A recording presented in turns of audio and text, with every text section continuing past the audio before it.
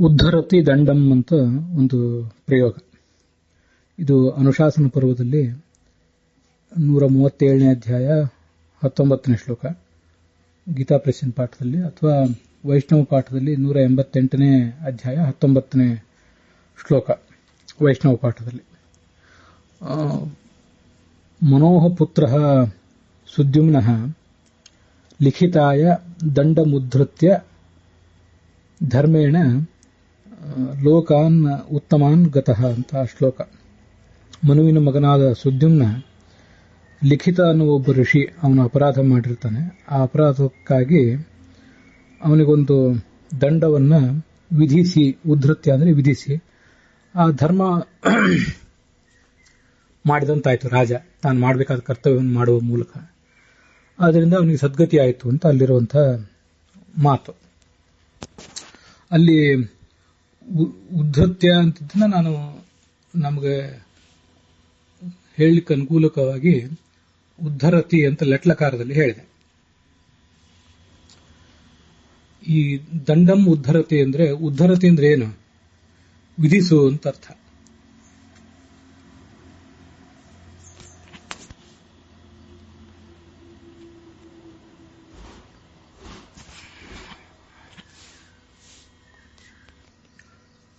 ಈ ದಂಡ ಅನ್ನೋದನ್ನ ಇಂಗ್ಲಿಷ್ನಲ್ಲಿ ಸೆಂಟೆನ್ಸ್ ಅಂತಾರಲ್ಲ, ಅವ್ರು ಹೇಗೆ ಅಲ್ಲಿ ಪ್ರಯೋಗ ಮಾಡ್ತಾರೆ ಅನ್ನೋದನ್ನ ನೋಡಿದ್ರೆ ಉದ್ಧರತೆ ಅನ್ನೋದಕ್ಕೆ ವಿಧಿಸುವಂತ ಅರ್ಥ ಹೇಳಿದ್ ಹೇಗೆ ಸರಿ ಅಂತ ಗೊತ್ತಾಗ್ತದೆ ನಮಗೆ. ಆಂಗ್ಲ ಕೋಶಗಳಲ್ಲಿ judicial order for A punishment, order ಅನ್ನೋ ಶಬ್ದವನ್ನು ಪ್ರಯೋಗ ಮಾಡ್ತಾರೆ. ಮತ್ತೆ ಕೆಲವು ಕಡೆ ಡಿಕ್ಲೇರ್ ಅಂತನೂ ಹೀಗೆ ಅದನ್ನು ಪ್ರಯೋಗ ಮಾಡ್ತಾರೆ.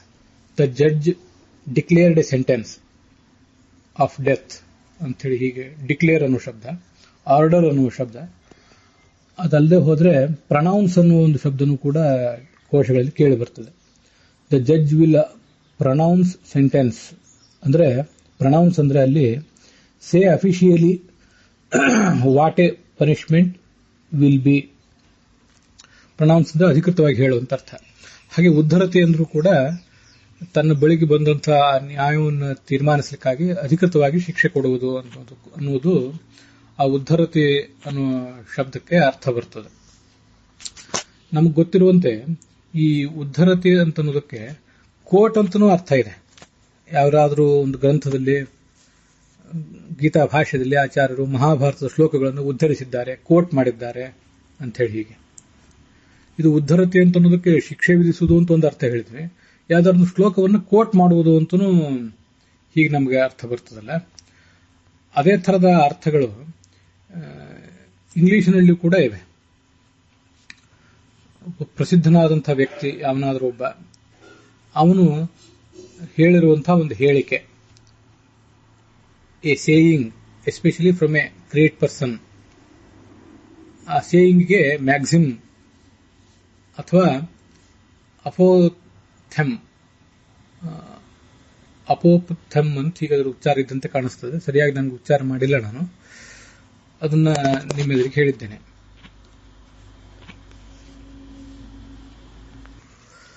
ಅದನ್ನ ಅಪೋಥೆಮ್ ಅಂತ ಹೇಳ್ತಾರೆ. ಅದರ ಸ್ಪೆಲ್ಲಿಂಗು APOTHEGM ಅಥವಾ ಮ್ಯಾಕ್ಸಿಮ್ ಅಂತನೂ ಹೇಳ್ತಾರೆ, MAXIM ಅಂತ ಹೇಳಿ. ಹೀಗೆ ಉದ್ಧರತಿ ಅಂತ ಅನ್ನೋದಕ್ಕೆ ಶಿಕ್ಷೆಯನ್ನು ವಿಧಿಸುವುದು ಅಥವಾ ಯಾವ್ದಾದ್ರು ಒಂದು ಹೇಳಿಕೆಯನ್ನ ಕೊಡುವುದು, ಒಂದು ಚಮತ್ಕಾರದ, ತುಂಬಾ ಶಾರ್ಟ್ ಆಗಿರಬೇಕು, ಅದರ ಅನೇಕ ಅರ್ಥಗಳನ್ನು ಒಳಗೊಂಡಂತೆ ಹೇಳಿಕೆಯನ್ನು ಕೊಡುವುದು, ಇವೆರಡು ಅರ್ಥವೂ ಸೆಂಟೆನ್ಸ್ ಅನ್ನುವ ಶಬ್ದಕ್ಕೂ ಇದೆ. ಹಾಗೇನೆ ಉದ್ಧರತಿ ಅನ್ನುವ ಶಬ್ದಕ್ಕಂತೂ ಅದಿದ್ದೇ ಇದೆ, ನಮಗದು ಗೊತ್ತಿದೆ. ಆಚಾರ್ಯರು ಗೀತಾ ಭಾಷ್ಯದಲ್ಲಿ ಮಹಾಭಾರತವನ್ನು ಉದ್ಧರಿಸ್ತಾರೆ ಅಂತ ಹೀಗೆ ಹೇಳ್ತೀವಿ. ಹೀಗೆ ಉದ್ಧರತಿ ಮತ್ತೆ ಸೆಂಟೆನ್ಸ್ ಇವೆರಡೂ ಆಂಗ್ಲದ ಮತ್ತು ಸಂಸ್ಕೃತದ ಕ್ರಿಯಾಪದಗಳು. ಎರಡು ಅರ್ಥಗಳನ್ನು, ಶಿಕ್ಷೆಯನ್ನು ವಿಧಿಸುವುದು ಮತ್ತೆ ಒಂದು ಹೇಳಿಕೆಯನ್ನ ಕೊಡುವುದು, ಹೇಳಿಕೆ, ಒಂದು ಶ್ಲೋಕವನ್ನ ಕೋಟ್ ಮಾಡುವುದು, ಈ ಎಲ್ಲ ಅರ್ಥಗಳನ್ನು ಅವು ಹೇಳ್ತಾರೆ.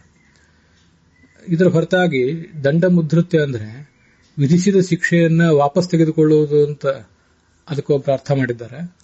ಅದು ಆ ಭಾಷೆಯ ಸಹಜವಾದಂತಹ ವ್ಯವಸ್ಥೆಗೆ ಹೊಂದಾಣಿಕೆ ಆಗುವಂಥದ್ದಲ್ಲ, ಆ ಪ್ರಸಂಗಕ್ಕೂ ಅದು ಹೊಂದಾಣಿಕೆ ಆಗುವಂಥದ್ದಲ್ಲ.